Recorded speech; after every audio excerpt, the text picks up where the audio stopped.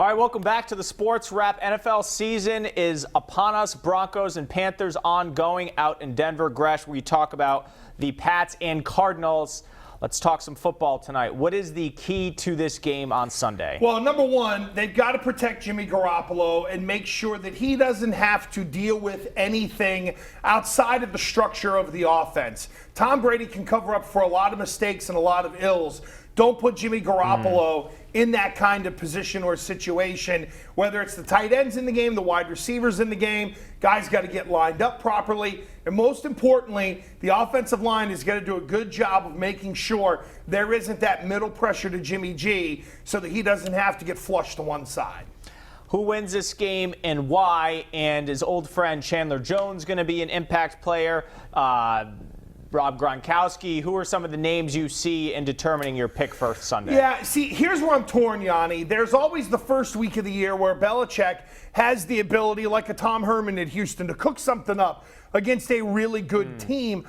I think this is a close loss for the Patriots, and I'm thinking along the lines of 27-24. Okay. Look, you're going to a hostile environment. Noise is going to be a factor. I think Chandler Jones will be a factor. They'll be lead in the pencil for him in terms of sticking it to his other team. I just don't know if this group right away against a football team whose hand is stamped like the Arizona Cardinals, if they can do it without Tom Brady. I'm not a big Carson Palmer fan, though. We'll see how he does. Patriot prediction for 2016. Give me their record for the 4 games without Brady and their total 16.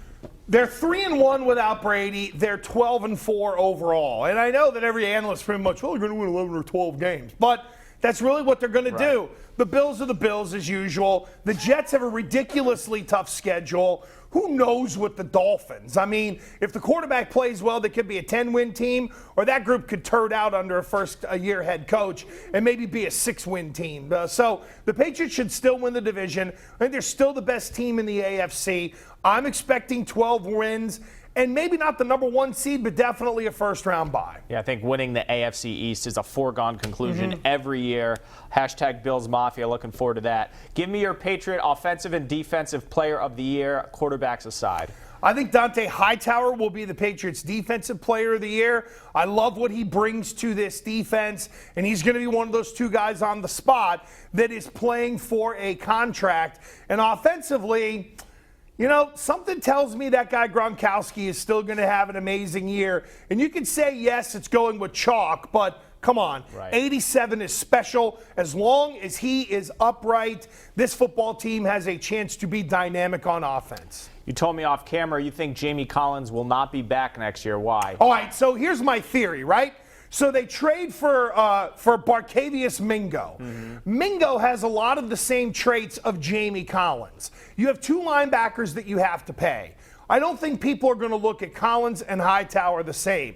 Hightower will be a little cheaper. Collins probably leaves via free agency. So if Mingo can slide into that role, what are you going to get for Jamie Collins in 2017 in terms of a compensatory selection? You're going to get a 3rd-round pick. They traded away a 3rd-round pick to Philadelphia for 2018. So a lot of people, Yanni, are looking at this and saying, well, why in the world did they just go get this guy Rowe, another safety? It shores up the spot. It gives them insurance when one of the safeties walks out the door. They bring in Mingo, who I constantly want to call Bingo, who will replace, I think, Jamie Collins, or they'll give him a chance to, and they know Collins is walking out the door. That's why it's a 2018 pick that could slide from a 4 to a 3 to where Patriots give up theirs, they get a compensatory selection, they've essentially given up nothing. Bingo is what you play when you're down in Amelia Island, I think.